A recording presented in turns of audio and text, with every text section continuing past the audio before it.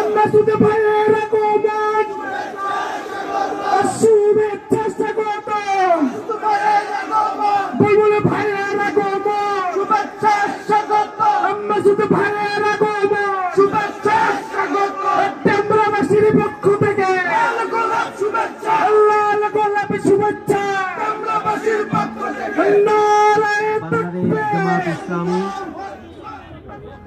ডেমরা থানা কর্তৃক আয়োজিত আজকের এই ঐতিহাসিক কর্মী সম্মেলনের সম্মানিত সভাপতি, কেন্দ্রীয় মজলিসে শুরার অন্যতম সদস্য, ঢাকা মহানগরী দক্ষিণের সম্মানিত কর্মপরিষদ সদস্য, সংগ্রামী জননেতা অধ্যাপক মোকাররম হোসেন খান, আজকের এই ঐতিহাসিক কর্মী সম্মেলনের সম্মানিত প্রধান অতিথি, বাংলাদেশ জামাত ইসলামীর সম্মানিত নায়েবে আমির, সাবেক এমপি, বিশিষ্ট শিক্ষাবিদ, সংগ্রামী জননেতা, আমাদের অভিভাবক অধ্যাপক মুজিবুর রহমান, সম্মানিত মহানগরীর নেতৃবৃন্দ, থানার নেতৃবৃন্দ, সাংবাদিক বন্ধুগণ, সুধীমণ্ডলী, প্রাণপ্রিয় ভাই ও বন্ধুগণ, সংগ্রামে উপস্থিতি, আসসালামু আলাইকুম ওয়া রাহমাতুল্লাহি ওয়া বারাকাতুহু। আমরা প্রধান অতিথির কাছ থেকে বক্তব্য শুনবো ইনশাআল্লাহ। সংগ্রামী ভাইয়ের আমার, 5ই আগস্টের ঐতিহাসিক গণবিপ্লবের মধ্য দিয়ে ফ্যাসিস্ট আওয়ামী অপশক্তি বাংলাদেশ থেকে পালিয়ে যেতে বাধ্য হয়েছে।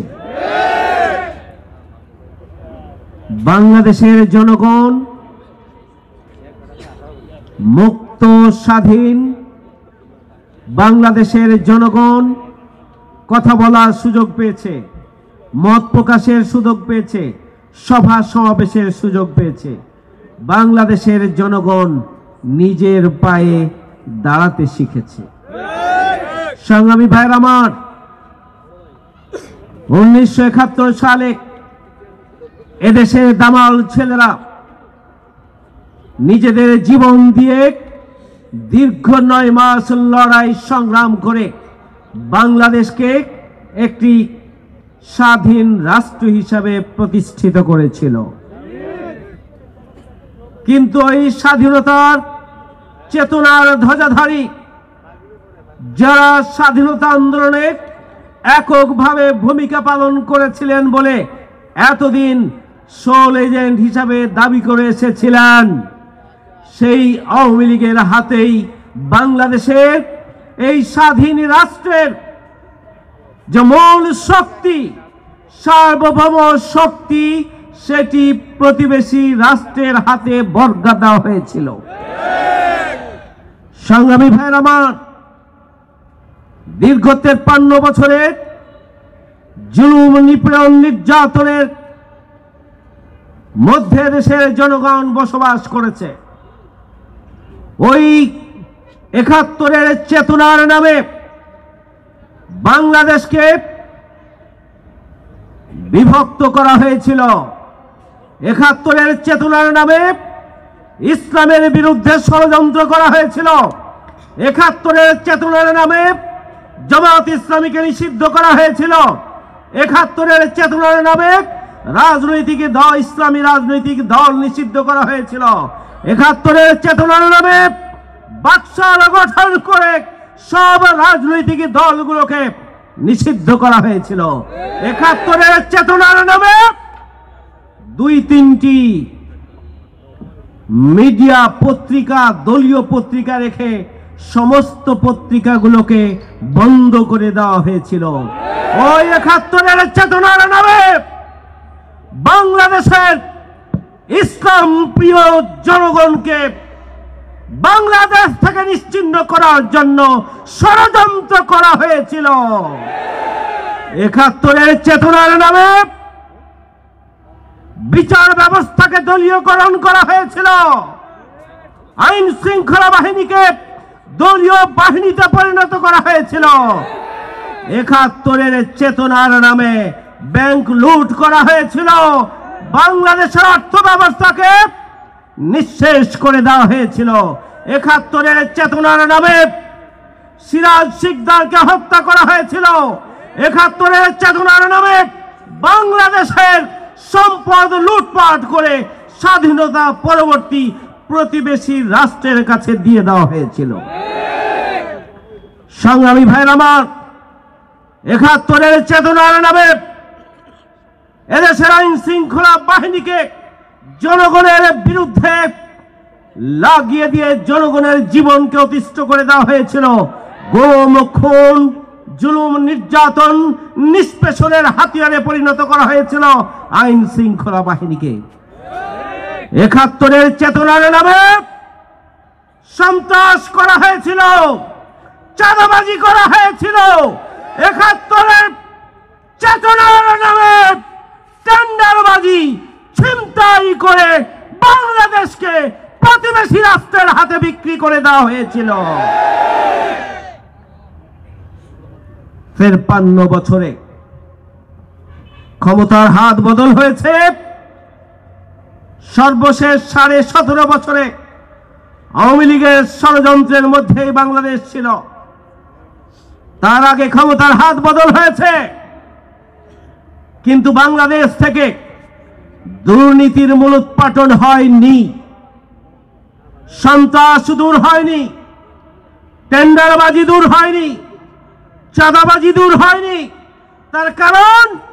তার কারণ হচ্ছে যারাই ক্ষমতায় এসেছে তারাই নিজেদের স্বার্থের বাইরে, দলীয় স্বার্থের বাইরে দেশ এবং জনগণের স্বার্থকে সামনে রেখে দেশের উন্নয়নের জন্য, জনগণের উন্নয়নের জন্য, দেশকে উন্নত রাষ্ট্রে পরিণত করার জন্য তারা পদক্ষেপ গ্রহণ করেন নাই। সংগ্রামী ভাইরা আমার, যে চেতনা ৭১-এর, সেই চেতনার নামে বাংলাদেশে আওয়ামী লীগ যা করেছে এটি ৭১-এর চেতনা হতে পারে না। আজকে আওয়ামী লীগ বিতাড়িত হয়েছে ওই ৭১-এর চেতনাকে বিক্রি করার কারণে। জনগণ তাদেরকে ঝেঁটিয়ে বাংলাদেশ থেকে তাড়িয়ে দেওয়ার ব্যবস্থা করেছে। আবারও ৭১-এর চেতনাকে বিক্রি করার জন্য আরেকটি রাজনৈতিক দল নতুন করে তাদের বক্তব্য এবং স্টেটমেন্ট দিচ্ছেন। সংগ্রামী ভাইয়ের আমার, আপনাদের চাঁদাবাজি, টেন্ডারবাজি ৫ই আগস্টের পরে আমরা তালিকা করে রেখেছি। বক্তব্য যদি বন্ধ না করেন তাহলে বাংলাদেশের এক একটা ওয়ার্ডের যে পরিমাণ চাঁদাবাজি করেছেন, যে পরিমাণ টেন্ডারবাজি করছেন, যে পরিমাণ আপনারা সন্ত্রাস এবং লুটপাট করেছেন, যে পরিমাণ দখল আপনারা করেছেন, একটা ওয়ার্ডের দখলদারিত্ব যদি আজকে সোশ্যাল মিডিয়ায় আসে, জনগণ আপনাদেরকে ধিক্কার দিবে। বক্তব্য বন্ধ করুন, বক্তব্য বন্ধ করুন। বাংলাদেশ জামাত ইসলামী চ্যালেঞ্জ করতে পারে। তাদের ২ জন মন্ত্রী ছিল, দুর্নীতি ২ টাকারও করে নাই, তারা চ্যালেঞ্জ ছুড়ে দিয়েছিলেন। এই চ্যালেঞ্জের জবাব কেউ দিতে পারে নাই।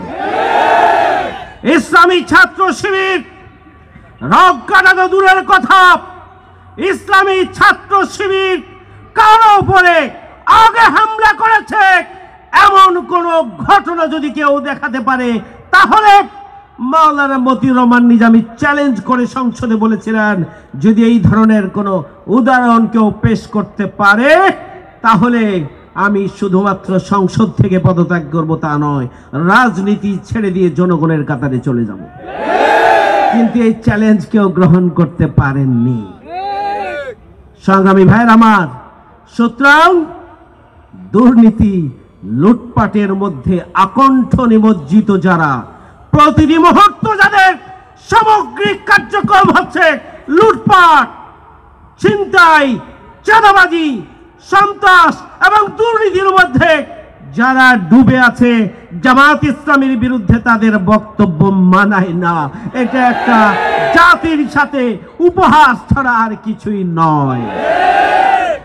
আপনাদের অনুরোধ করব, আপনারা যে বক্তব্যগুলো দেন এরপরে দেশ এবং জাতির ইয়াং জেনারেশন আপনাদের সোশ্যাল মিডিয়ায় কিভাবে সমাদর করেন সেগুলো আপনারা একটু কমেন্টসে